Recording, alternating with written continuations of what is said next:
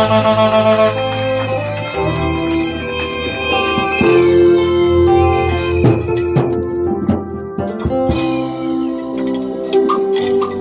nos yeux fermés,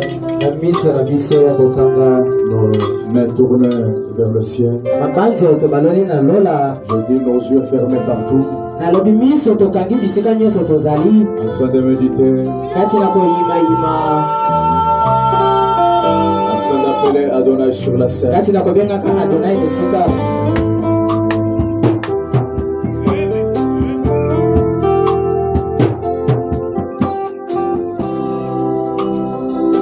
que tu peux chanter Adonai? On y va. Adonai. Adonai.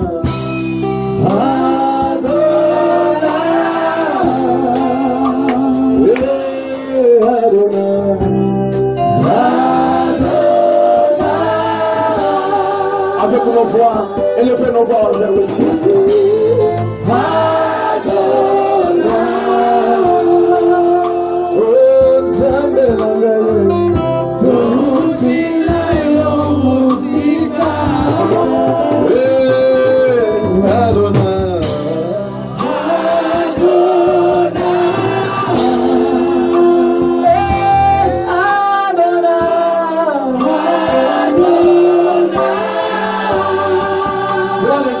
Connais le profondeur du cœur.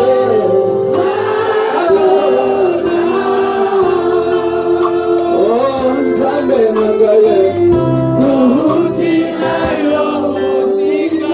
Tobandana yo bandaka na Yesu.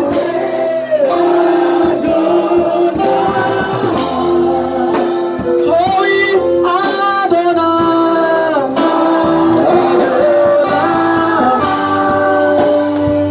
tu es tout puissant.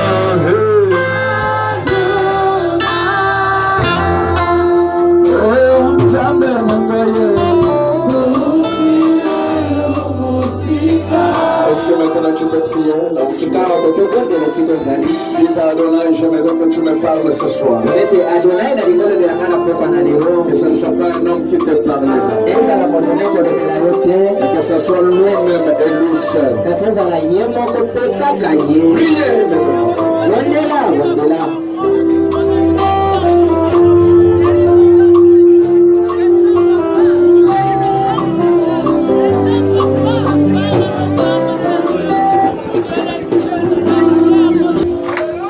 Merci toi l'ange de miséricorde. Merci toi le Dieu qui connaît toutes choses. Tu nous as amenés dans ta maison, c'est parce que tu as quelque chose à faire pour nous. Ainsi nous nous remettons entre tes mains, Seigneur. Nous voulons que tu nous parles, Seigneur Jésus. Que tu parles à mon âme, que tu parles à l'âme de mon frère, que tu parles à l'âme de ma soeur. Avec foi, nous nous confions à toi. Et nous ligotons chaque esprit qui ne confesse pas ton nom. Au nom du Seigneur Sauveur Jésus-Christ, accorde-le Père. Amen. Amen. Que le Seigneur vous bénisse. Veuillez vous asseoir pour un petit moment. Est-ce que vous êtes content d'être venu dans la maison du Seigneur ce soir? Nous sommes vraiment bénis de vous revoir encore une fois cet après-midi.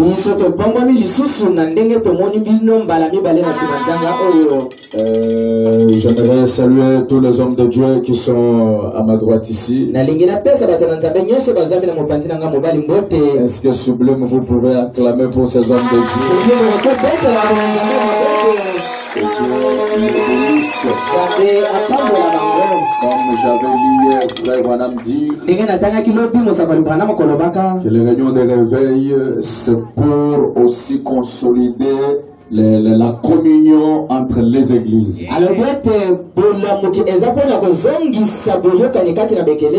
C'est pourquoi vous voyez ces hommes de Dieu qui sont là, c'est parce que ces réunions ne sont pas que pour Sublime, pour vous, mais c'est aussi pour eux, pour toutes les églises qui sont sur la terre.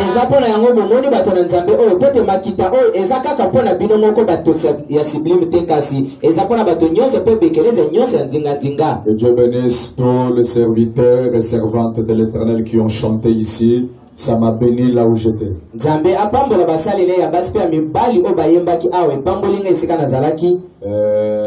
Avant que je ne démarre, je voulais vous annoncer une bonne nouvelle. J'aimerais le dire maintenant, de peur que je l'oublie peut-être après. Il y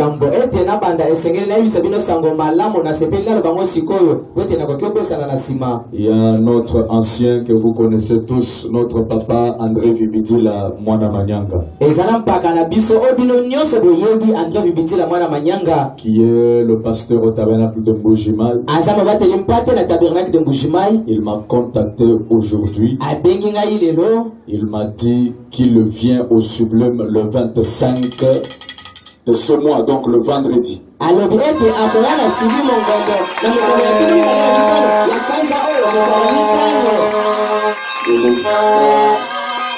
viendra prêcher ici au Sublime ce vendredi déjà.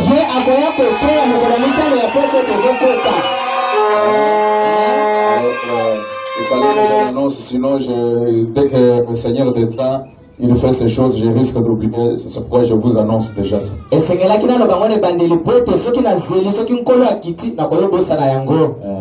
Celui qui m'a contacté m'a dit en tout cas, dites au Sublimé que ce vendredi je viens là-bas. Et le pasteur Lifoko vous a salué tous au nom du Seigneur Jésus. Est-ce qu'il y a quelqu'un qui est venu pour la première fois, qui n'a pas encore cru le message, qui qui est notre visiteur, qui n'est pas du message? S'il est là, il peut lever sa main. Nous voulons juste le saluer. Partout où il est. Vous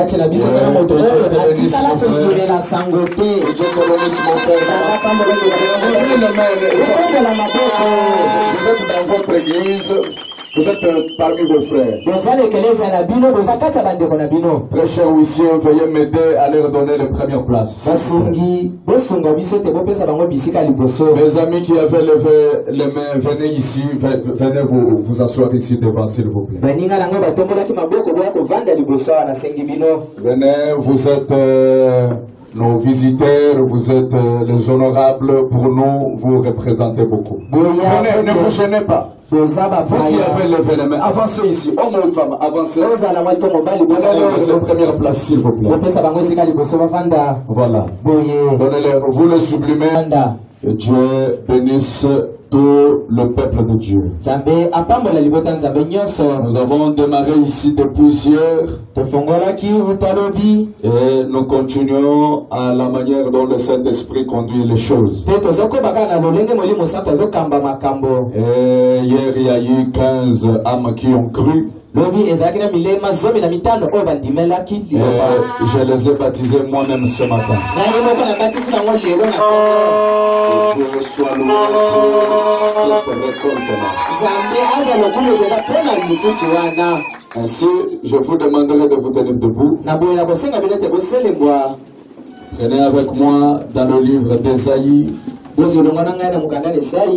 Ésaïe 55,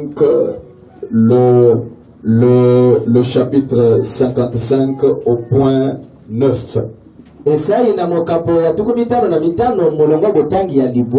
vous verrez que je commence à transpirer, vous allez démarrer. Donc, Ésaïe 55, le point 9.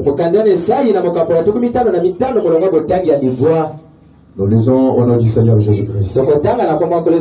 Amen. Autant les cieux sont élevés au-dessus de la terre, autant mes voix sont élevées au-dessus de vos voix. Et mes pensées sont au-dessus de vos pensées. Seigneur, bénis ta parole au nom de Jésus-Christ. Amen. Amen. Veuillez vous asseoir, s'il vous plaît. Je vois l'air être un peu avancé. Nous aussi, on ne va pas déborder le temps que nous avons l'habitude de prendre ici.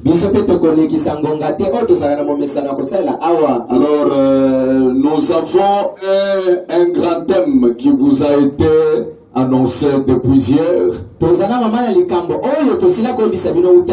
Nous sommes en train de parler sur les dieux du pouvoir illimité. Mama na biso likambo kombo lango eza nzambe oyo azanga suka yango yazanga suka. Est-ce que tu peux regarder ton voisin et lui dire le Dieu du pouvoir illimité? Tala azango patina yebisa ye le Dieu du pouvoir illimité. Je vois mon docteur qui est là-bas. Que Dieu vous bénisse, docteur, et votre épouse. Na moni ndokotolo nanga vandi kuna nzamba pambola elongo na mwasi na yo. C'est lui le docteur qui avait soigné la dame qui avait eu l'accident de notre toiture la fois passée. Yende moto apesaki mama oyo azwaki likamba ya moto koyaka kisi. Est-ce que nous pouvons acclamer pour cet homme de Dieu? Même les docteurs, ce sont les hommes de Dieu.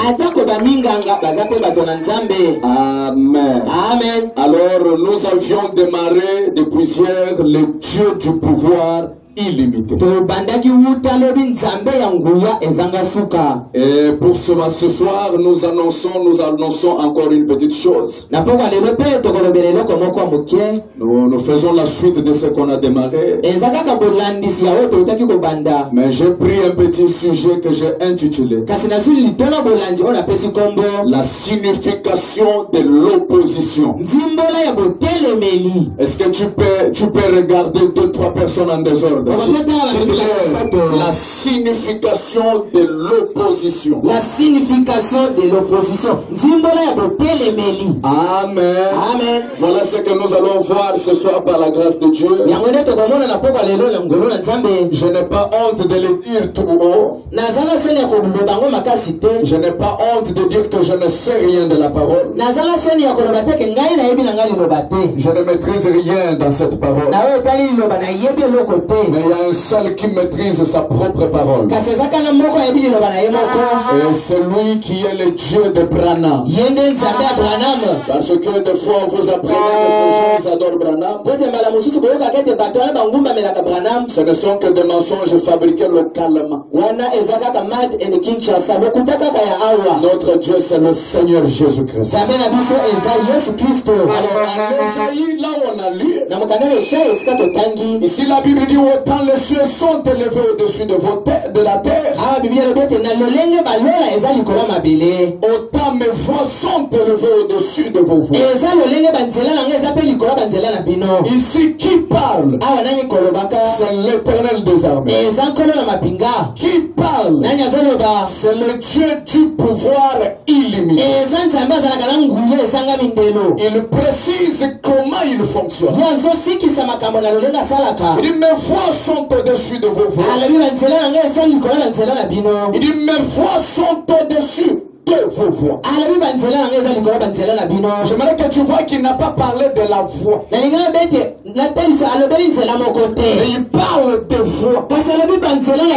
C'est pour dire à quelqu'un, notre Dieu il est le Dieu du plan B. Du plan B. Voilà. Il y a une voix pareille. Lui il en a plusieurs. Amen. Amen. Maintenant il le précise. Que mes pensées sont au-dessus de vos pensées. C'est surtout là que je voulais t'amener ce soir. Ces pensées ne sont pas pareilles aux pensées des humains. Et ça ne le sera jamais. Il est le Dieu dont ses pensées sont illimitées. Et vous allez voir ce soir que les pensées de l'Éternel ne sont pas les pensées des humains. J'ai envie que quelqu'un puisse dire notre Dieu, notre Dieu, ses pensées sont au-dessus de nos pensées. En d'autres termes, il a des pensées insondables. En d'autres termes, il est le Dieu dont les pensées sont illimitées. C'est pourquoi la Bible dit là où vos pensées s'arrêtent, c'est là que ces pensées commencent. Qui est ce Dieu? Dieu dont le pouvoir est est illimité. Nzambe oyo nguya ezanga mindemo. Depuis hier, vous aviez déjà compris que c'est que le pouvoir. Lutalo bibia bososoli ngoko o pouvoir elingi koloba. Et nous avions compris comment Dieu a le pouvoir illimité. Biso be tososolaki lolenge kali nzambe azala nguya ezanga suka. Viens avec moi en Romains le chapitre 11. Yaka elongola ngala mukanda baloma na mokapa zomi na moko. Au verset 33. Na molongo botenga tukumi sato na misato. La Bible dit, Biblia elobi. oh, profondeur de la richesse, Oh, yebo isindo kita. de la sagesse et de la science de Dieu. Ya bwanya pe oyebi ya nzambe. Sondable. Bosambisi na ye eza mosindo makasi. Écoutez, ses voies sont incompréhensibles. Pe banzela na ye basosolaka yango te. Dites encore cela. Banzela ya nzambe basosolaka yango te. Les voies de l'éternel Banzela ya nkolo sont impréhensibles. yokoki ososola yango te. Car Nzambi c'est la réponse qui vient de la Bible. eza yango. Nzambi Qui a connu la pensée du Seigneur nani yango asosolaka likanisi ya nkolo? ou qui a été son conseiller? To mpe nani azalaki mopesi toli na ye?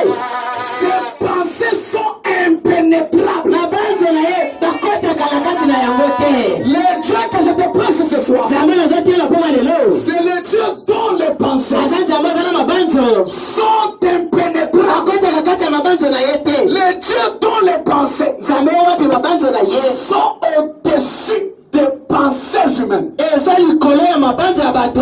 Pourquoi on parle sur les pensées de Dieu? mpo na nini basolobela ntina mabanzo ya nzambe? Parce que sa pensée n'a pas de mesure. po te makanisi na ye bamekaka yango te. Frère Branham me dit, bana malobi la pensée de Dieu, mabanzo ya nzambe c'est la provenance de sa parole. eza kowutaka na liloba na ye. En d'autres termes, elelo mosusu si la pensée de Dieu est impénétrable, soki libanzo ya nzambe okoki okota kati na yango te. si la pensée de Dieu est insondable, soki libanzo na ye eza indusulamable même sa parole est insondable. elingi koloba ete ata liloba na ye okoki otusola yango te. Et que c'est que sa parole? liloba na ye eza nini? Au commencement était la parole. ebandelo ezaka liloba. La parole était avec Dieu. liloba ezalaka na nzambe. Et la parole était qui? Dieu. Donc si réellement Dieu, sa parole, sa pensée est insondable, soki solo nzambe liloba mpe libanzo na ye ezanga mindelo. c'est lui-même qui est insondable. na boye elingi koloba ete ye moko nde azanga suka. Raison pour laquelle eza ntina wapi? il ne te sera jamais facile de comprendre ses calculs. ekotala pete te mpo na ye ososola bangala sisa na ye. Là où toi tu parles de la sagesse, c'est la folie à ses yeux. esika ozomona mwanya eza litoma liboso na ye. Et là où toi tu vois de la folie, c'est ça même la voix de la divinité. esika yo ozobenda te eza litoma wana nde nzela ya bonzambe. Je veux dire à quelqu'un, elebisa moto tu ne comprendras pas Dieu comme tu comprends grâce à mon yo okososola nzambe te ndenge ososolaka grâce motongo. Parce que ses pensées nzambe mpo ete mabanzo na sont ye impénétrables. batusolaka yango te. Dites un peu, ses pensées ses pensées sont au-dessus de mes pensées. sont au-dessus de mes pensées. mabanzo na ye eza likolo ya mabanzo na ngai. En d'autres termes, tu ne peux pas comprendre Dieu. nelelo mosusu yo okoki ososola nzambe te. Est-ce que je peux avancer? nakoki okoba Est-ce que je peux ajouter une autre vitesse? nakoki obakisa vitese ya mibale. Bon, mais moi, tu sais, je prêche avec mon truc derrière. ngai nateyaka na mondele na nsima. Est-ce que je peux un peu lire quelque chose? nakoki otanga eloko moko. Viens avec moi. L'expectative. yaka kati na lite ya mosakoli kozela na motema lukuluku. Au point 58. na mokapo ya tuku mitano na Frère mwambe. Branham dit, Qu'est-ce qu'il dit? et je crois que tout le puissant, je crois que le tout puissant va faire quelque chose de merveilleux. amen. na ndimisami ete oyo atondisama na nguya akosala eloko moko ya malamu. Et ce que Branham croit, moi aussi je crois. oyo Branham andimi ngai mpe nandimi yango. Je crois que quelque chose de merveilleux va arriver. na ndimisami ete eloko moko ya malamu kosalema. Et qui va le faire? nani akosala yango? eza nzambe atondama na nguya. S'il vous plaît, mes amis, alobi nasengi bino baninga puisque Dieu confirme ces choses, ete nzambe azotatola makambo oyo. écoutez, eh bien, malamu ne vous posez pas de questions. bilobo mituna mituna te. Acceptez simplement. bilobo ndima kaka. Écoutez.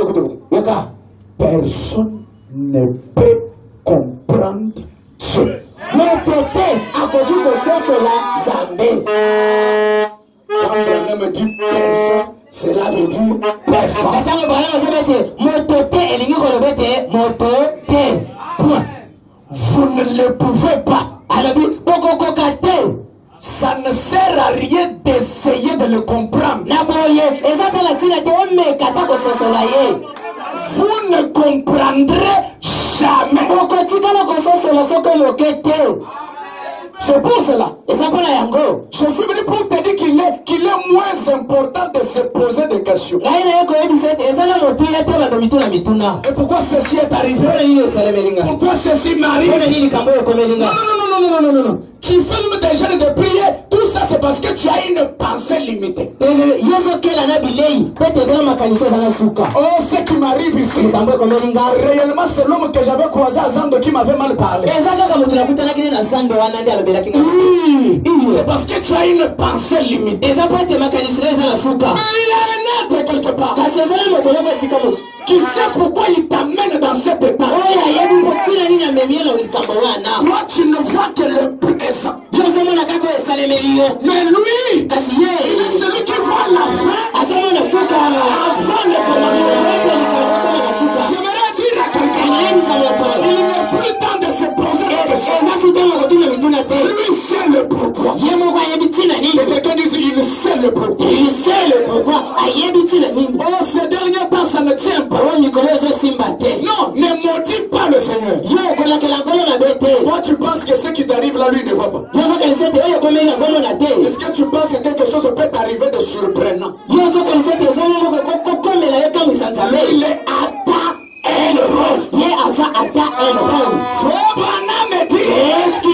tout ce qu'il fait est merveilleux. Je vais insister. Donc, tout ce que Dieu fait est parfait. Je rejoue là-bas. Tout ce que Dieu fait est autrement. Grâce mon tombeau. Moi je prie, ça ne tient pas. Tu me dis que ce qui m'arrive c'est parfait. Oui, tout ce que Dieu fait est parfait.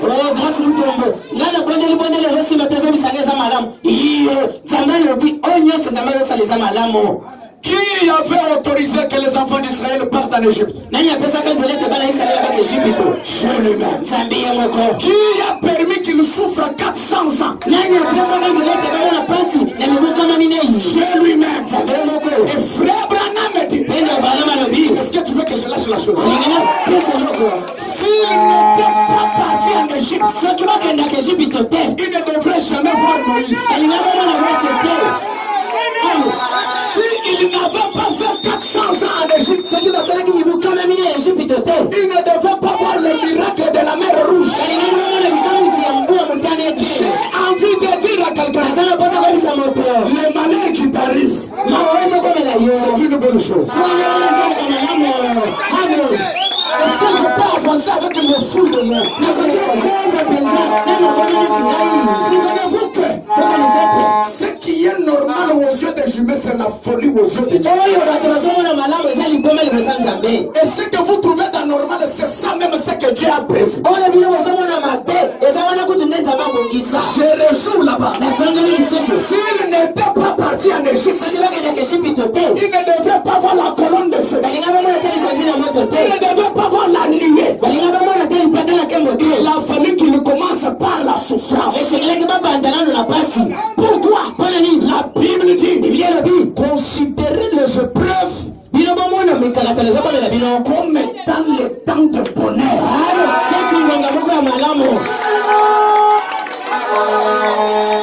J'ai envie de donner une citation. Je te donne une citation. Dites grâce, donne la citation. Ah, je sais. Et tu as fait conquérir cela exactement le bien. Pourquoi l'autre jour ce précieux petit garçon était-il aveugle dès sa naissance? Un petit qui naît, il est déjà aveugle. Il n'a connu aucun péché. Or la maladie c'est le résultat du péché.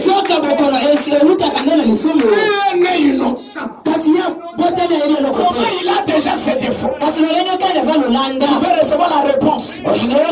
Ce n'est pas moi, c'est Fabano qui répond. Suivez la réponse. Qui dira amen à la réponse? Écoute. C'est afin que Dieu reçoive la gloire. Amen. Il est aveugle sans avoir commis de péché. C'est pourquoi ça. Pour que Dieu reçoive la gloire. Alors toi tu ne veux pas que Dieu reçoive la gloire par ta souffrance. Dieu va tirer la gloire par ton problème. Écoute. Certainement Dieu fait ce qu'il le fait. Et Dieu sait. La note. Il nous met sur un tas de cendres. Qui nous met? Il nous met sur un tas de cendres pour nous montrer sa gloire. Non pas le diable. Il y a de certaines choses où vous accusez le diable inutilement. Même le diable, il dit, mais où est mon problème? Celui qui l'a amené dans ce dossier, c'est son Dieu. Son Dieu qui veut qu'il reçoive la gloire. Mais où est ma situation? Je sais ce qu'il fait. Je voulais que nous changeons de vision. Hier, frère Branham nous a dit qu'au long de ces réunions, nous allons changer de vision. Arrête de louer le tente et de tente et de. Arrête de louer ces gens-là. Ils n'ont aucune puissance. Aucune puissance. Face à ce que toi tu veux. Amen. Amen. Nous avons retenu qu'ils sont partis en Égypte. C'est pour que Dieu fasse quoi? Qu'il montre sa gloire. Comment il devait montrer sa gloire? En envoyant un prophète qu'on appelait un libérateur.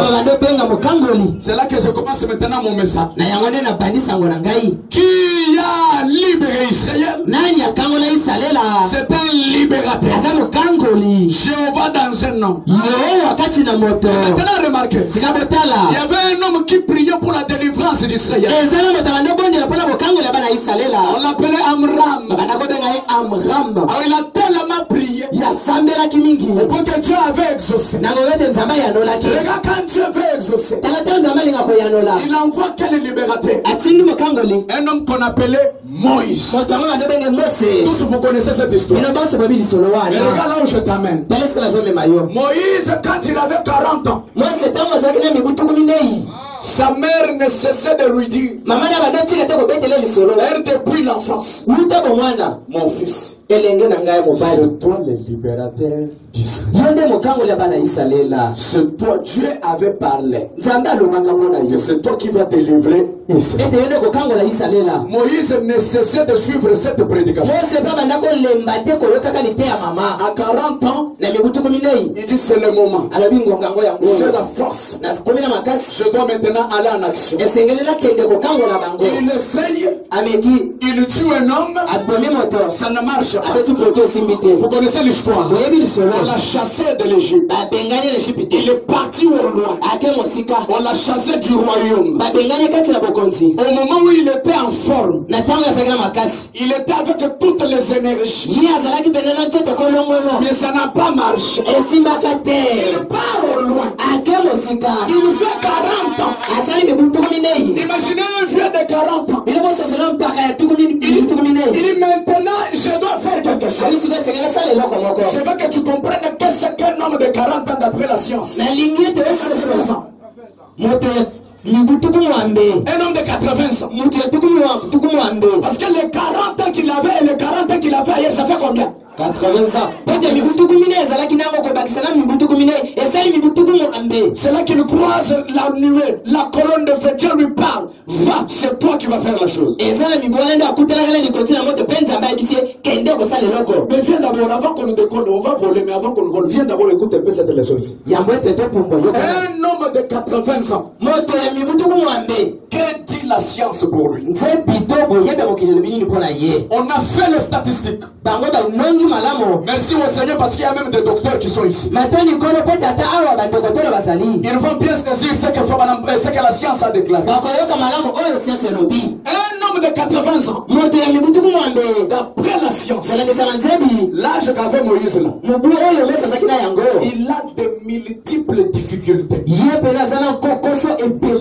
Écoutez ces difficultés. La première difficulté, il a problème à se tenir debout. Là c'est un homme de qui? C'est-à-dire Moïse, même pour se tenir debout c'était difficile. Raison pour laquelle dans la Bible vous avez lu, il est dit, pendant que le peuple d'Israël combattait, lui il avait les mains soulevées. Et la Bible dit à un moment il s'est fatigué. Il y avait les deux jeunes qui venaient à côté de lui. Pour faire quoi? Pour soutenir les mains de Moïse. Quand ses mains sont en l'air, Israël est dans la victoire. Tant que le prophète est présent, je ne vais pas entrer là-bas. Alors suivez mes amis. Un homme de 80 ans, pour se tenir debout, problème. Ça c'est la première difficulté. Deuxième difficulté, pour s'habiller, problème. Vous qui avez des cocos, allez vérifier, vous allez voir ça. Déjà à 80 ans, tu lui donnes un pantalon d'une porte, il va souffrir. Parce que l'âge a déjà mis de glace dans son corps. Troisième difficulté, il a mal à parler. Là où il faut dire papa, des fois c'est maman qui sort. Je suis en train de vous montrer comment était Moïse au moment où il est parti pour libérer. Quatrième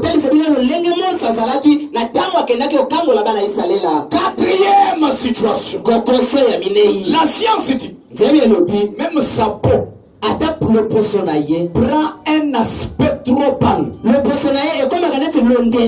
marqué par des rides et des rutules. C'est-à-dire sa peau n'est plus encore normale.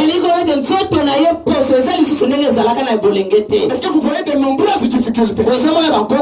La dernière difficulté, la science dit, la vitesse de croissance de ses ongles et ses cheveux. Ça n'a plus encore la vitesse normale. Vous comprenez?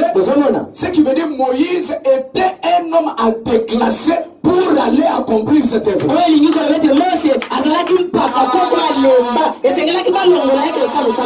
S'il y avait quelqu'un à faire ça, non, pas Moïse. Tout le monde mais sauf Moïse. C'est l'âge qu'il avait déjà. C'était impossible. Et il partait où? Pour attaquer un peuple qui était comme les États-Unis aujourd'hui. Donc je veux que nous saisissions d'abord avant qu'on puisse monter. C'est fort madame qui connaissait comment était Égypte à l'époque. Viens dans Jérusalem là en secret. Écoute 25, fort madame qui. Vous parlez d'une scène ridicule. Considérez cela d'entre vous. Il y avait l'armée de Pharaon. Écoutez. L'opposition de la Russie aujourd'hui ne serait rien comparé à la puissance mondiale à l'époque qu'avait l'Égypte.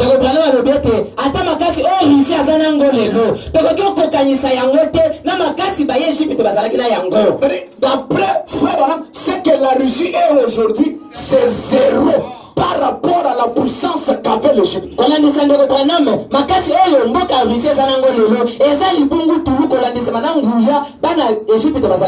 Qui était Égypte? C'était le patron du monde. Qui était l'Égypte? C'est là que se trouvaient des grands militaires du monde. Mais regarde comment le plan de Dieu est ridicule aux yeux des humains. Dieu prend un homme qui ne pouvait pas. Un homme qui avait 1000 difficultés. Il prend cet homme-là. Il l'envoie devant une arme. Remarquez, à la main de Moïse, il n'y avait pas une arme. Il n'y avait pas une lance. Et quand j'essaye de voir dans sa main, Frère Branham dit, dans la main de Moïse, il n'y avait qu'un bâton sec. Et ce bâton,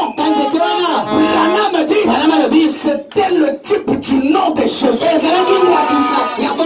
En d'autres termes, tout ce que Moïse avait comme arme, c'était le nom de Jésus.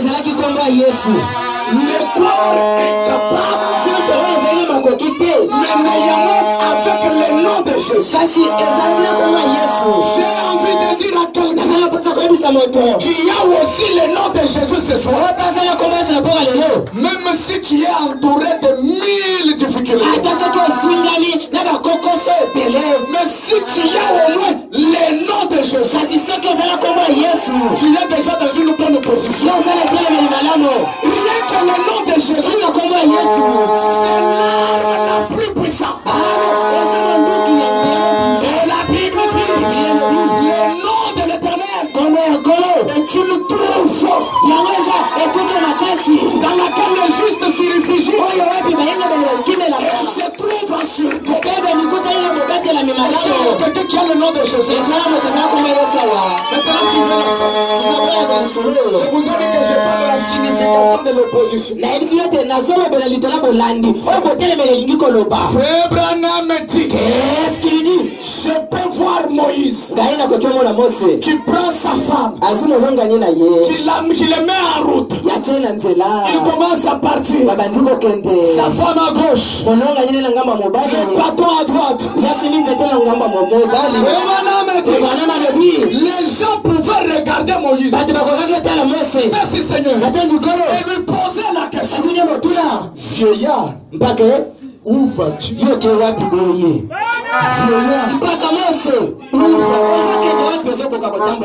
gens de ton âge, ils doivent être dans la maison, à côté du feu, en train de le réanimer. C'est toi un vieillard avec les rides. Où vas-tu? Frère Branham, qu'est-ce qu'il dit? Je peux entendre Moïse répondre. Souvenez-vous, quand un prophète parle, ce sont les choses qu'il a vues. Moïse dit, oui monsieur, j'ai écouté ta question. Tu veux savoir là où je pars? Là où je m'en vais, je retourne en Égypte pour aller prendre le pouvoir. Je retourne en Égypte pour aller prendre le pouvoir. Frère Branham, qu'est-ce qu'il dit? On pouvait lui poser la question. Tu ne sais pas qu'en Égypte, là où tu pars, il y a Pharaon le puissant du monde. Il y a l'armée la plus puissante de là-bas. C'est une opposition devant toi. Qu'est-ce que tu vas faire là-bas? Branham dit, qu'est-ce qu'il dit? Demande-moi plus fort. William Branham dit, je peux entendre Moïse dire, le signifie rien. L'opposition ne signifie rien. Pour toi, parce que j'ai rencontré la colonne de feu. J'ai envie que quelqu'un puisse répéter. Dites-moi après moi. L'opposition signifie rien. Tu as 80 ans. Je sais, mais c'est 80 ans ici. Ne signifie rien. On a dit à Kinshasa. Ce dernier temps, tout le monde est chou. Oui, monsieur. C'est ce que vous avez entendu.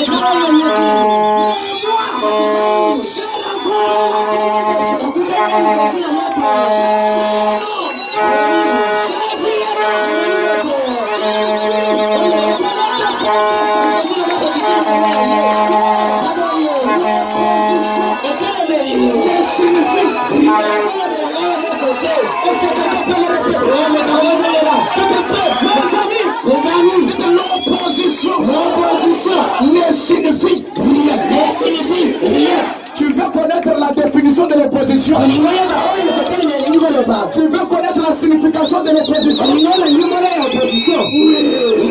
La définition, c'est rien. La signification, rien. J'ai envie que quelqu'un fasse ça. Lève la main. Tu peux rien. Tu sais ce qui donnait le courage à Moïse? C'est parce que il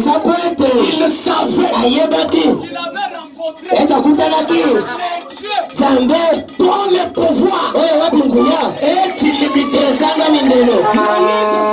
Moïse savait que est incapable. Le G.H. qui avait rajeuni Abraham, qui peut créer un autre corps.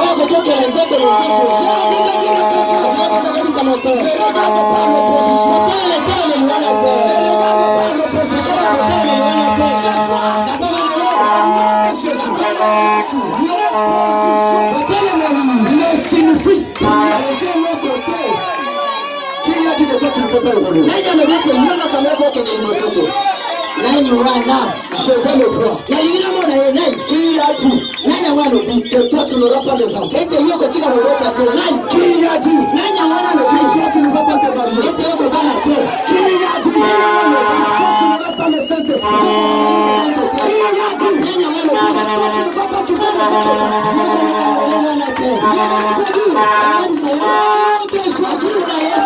l'opposition ne signifie rien. Est-ce qu'un fou de Jésus peut le répéter? Regarde ta maladie. Toi, tu me déranges ici. Tu me signifies rien.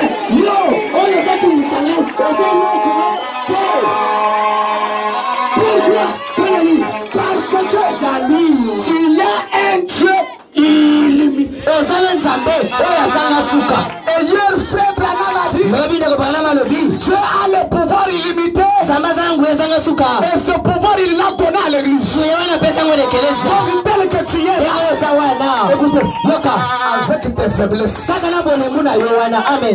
avec tes manquements que tu connais là, mais tu as un pouvoir.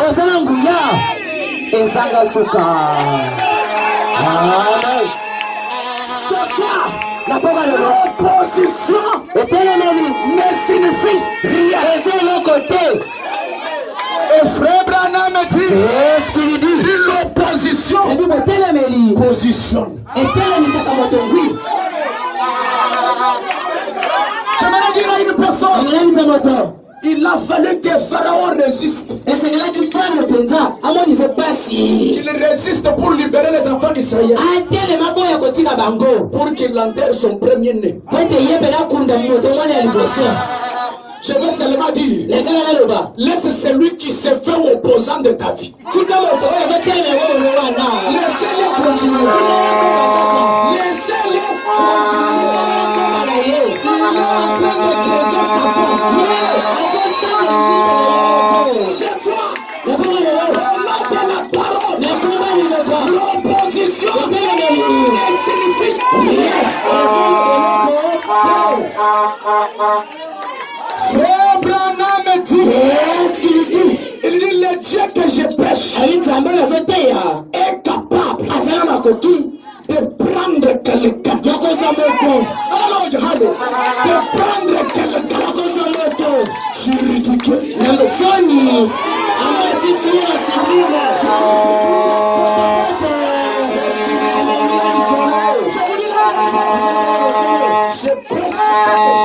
La zepea oyo wana yebi. De publicité de Jésus. La ina na zama kotela para msasa wa Yesu. Je me dis que ce que je connais. La zama kaka wana yebi. Et si ce que Jésus ne peut pas faire, je ne peux pas le témoigner. Oyo Yesu akokesa la tena koketa tola yangote. Je vous dis la vérité. La zama sema osolo. Branham me dit, Bana lobi. quand vous voyez l'opposition dans vos vies, Yango zama na mikakata na bomo ina yo. cela c'est un signe Yango ze lembo. qu'il y a qu'il y a ne signifie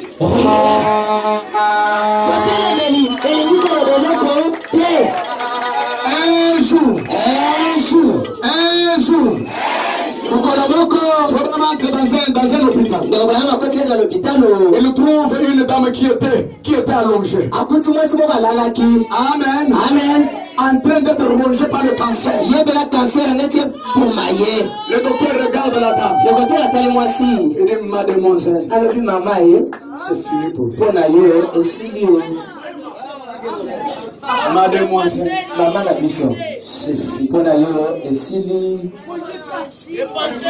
Frère Branham, à la même femme.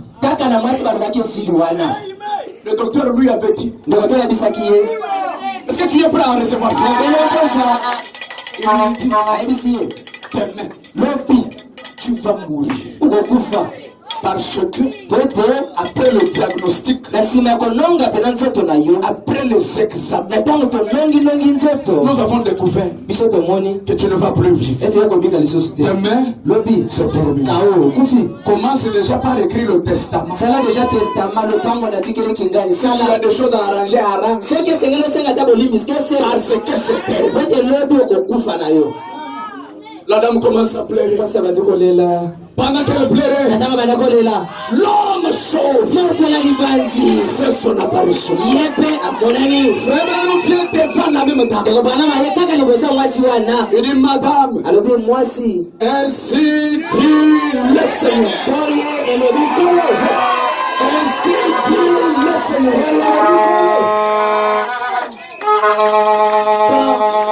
72 jours.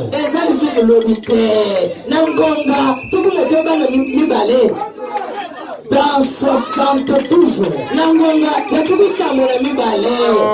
tu ne seras plus dans cet hôpital. Tu seras chez toi à la maison. En train de faire les travaux de la est-ce que vous voyez les deux oppositions? Le docteur dit il meurt. Branham dit ainsi dit le Seigneur. Dans 72 jours, totalement guéri. L'opposition.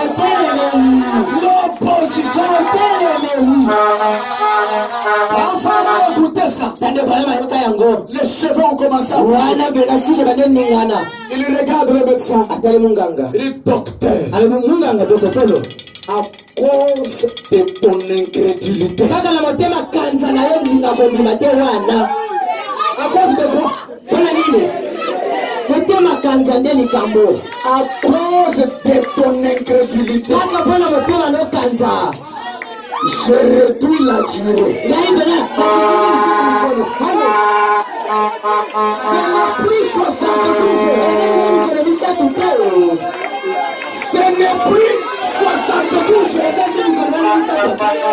À cause de ton incrédulité, je réduis la durée. Ce n'est plus 72 jours. Demain,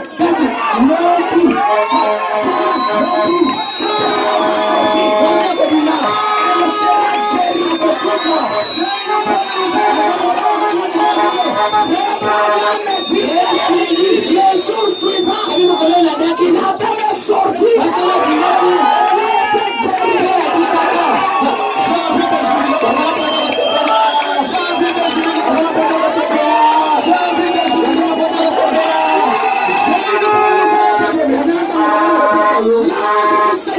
Seigneur,